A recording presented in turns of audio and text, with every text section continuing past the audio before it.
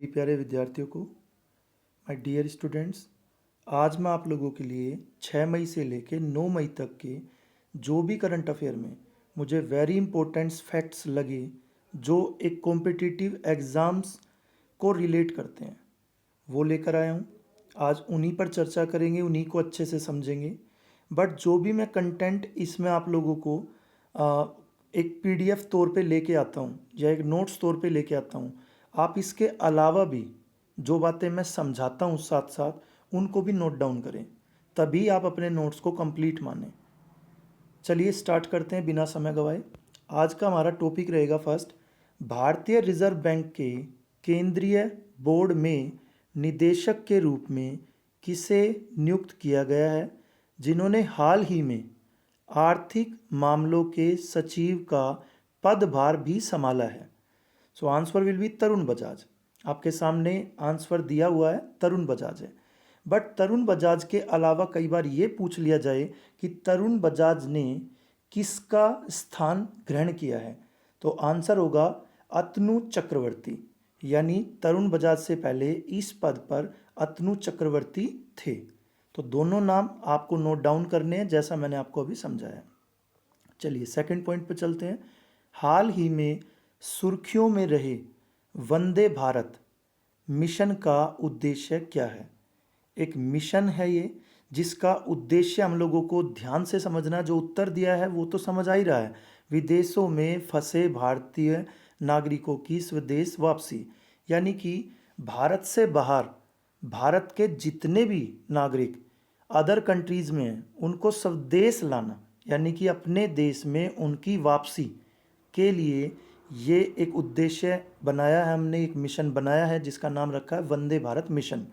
और करीब 64 उड़ान यानी 64 उड़ानों का उपयोग किया जाएगा इस मिशन को कामयाब करने के लिए।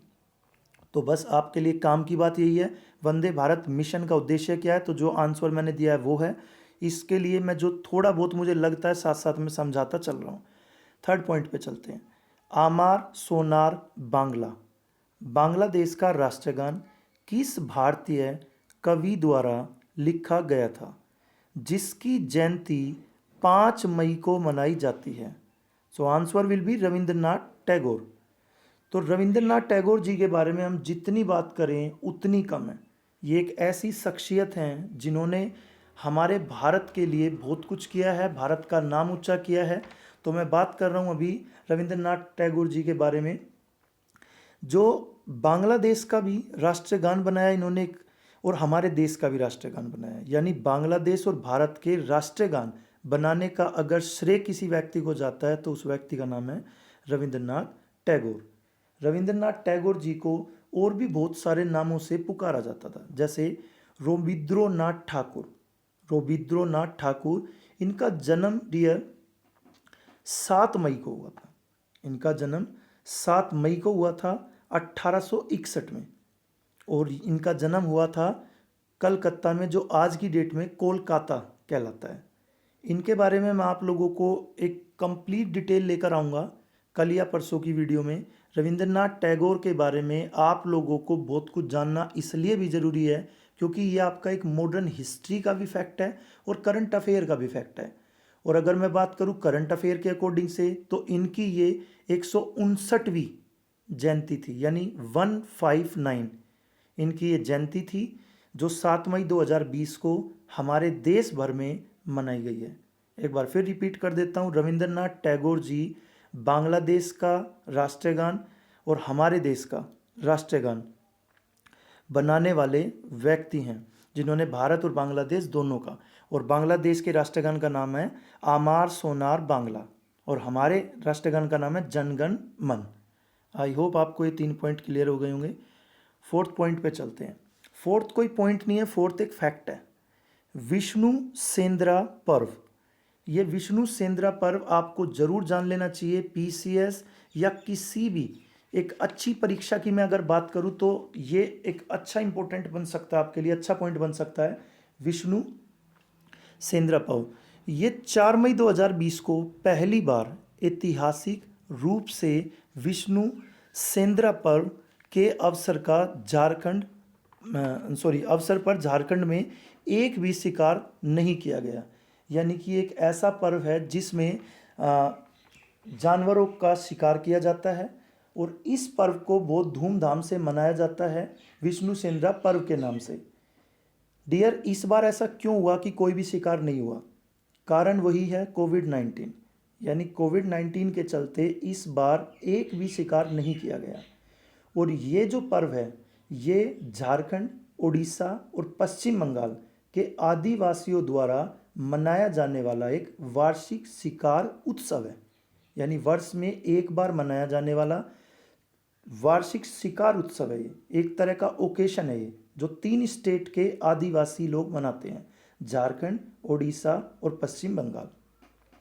चलिए नेक्स्ट पॉइंट पे चलते हैं। Next point will be helicopter money. Helicopter money, अगर आप डेली न्यूज़ पढ़ते हैं, करंट अफेयर अगर नेट से पढ़ रहे हैं, क्योंकि आजकल अखबार तो नहीं आ रहे हैं घरों में, हेलीकॉप्टर मनी के बारे में अगर आपने सुना है तो ये एक बहुत इंपॉर्टेंट फैक्ट है आपके लिए। मैं समझा देता हूँ क्या है ये। हाल ही में कोविड-19 के कारण प्रभावित हो रही भारतीय अर्थव्यवस्था को फिर से सुचारू रूप से गति देने के लिए हेलीकॉप्टर मनी जैसी अवधारणा चर्चा के केंद्र बिंदु में है। यानी जो ये एक तरह की प्रक्रिया है, ये आजकल बहुत ही ज़्यादा चर्चा में चल रही है। तो क्यों चल रही है इसके बारे में थोड़ा डिटेल में आपको मैं समझाता हूँ। यह हेलीकॉप्टर मनी एक परंपरागत मौद्रिक नीति है। यानी कि बहुत दिनों से पुरानी चलती हुई एक नीति है ये। यह किसी संघर्ष, जब कभी किसी भी कंट्री में अगर संघर्ष का समय हो रहा होता है, तब उस समय अर्थव्यवस्था को, जो अर्थव्यवस्था गिर जाती है संघर्ष के दौरान, तो उस समय अर्थव्यवस्था को फिर से दोबारा से गति लाने के लिए, गति देने के लिए इस प्रोसीजर का प्रयोग किया जाता है। यानी हेलीकॉप्टर मनी का प्रयोग किया जाता है। इसमें बड़ी धनराशि का, यानी बहुत ज़्यादा धनराशि का मुद्रण किया जाता है और फिर इसे जनता में बांट दिया जाता है।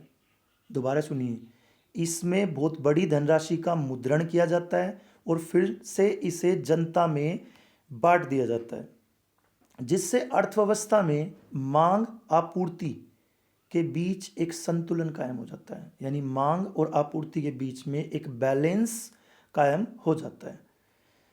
ये इसलिए किया जाता है क्योंकि किसी भी देश का जो संघर्षपूर्ण समय रहता है उसमें अर्थव्यवस्था गिर जाती है और अर्थव्यवस्था को दोबारा से पटरी पर लाने के लिए ये किया जाता है। हेलीकॉप्टर मनी जो है डियर, इस अवधारणा की शुरुआत अमेरिकी अर्थशास्त्री मिल्टन फ्रीडमैन द्वारा की गई थी। एक बार फिर सुनिए, हेलीकॉप्टर मनी की अवधारणा की शुरुआत अमेरिकी अर्थशास्त्री मिल्टन फ्रीडमैन द्वारा की गई थी। आई होप आपको ये क्लियर हो गया होगा। माय डियर स्टूडेंट्स, अभी तक भी जिन बच्चों ने ये चैनल शेयर एंड सब्सक्राइब नहीं किया है, प्लीज़ वो कर लें, क्योंकि मैं धीरे धीरे बहुत सारी वीडियो इस पर डालने वाला हूँ।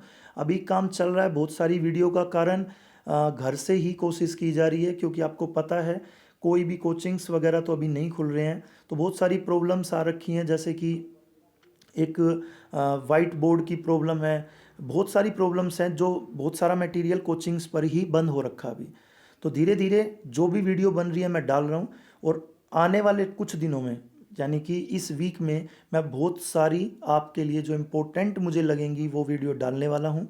तो आप इसको जल्द से जल्द शेयर एंड सब्सक्राइब करें और बेल आइकन भी ज़रूर दबाएं ताकि आपको नोटिफिकेशन मिलती रहे। Thank you.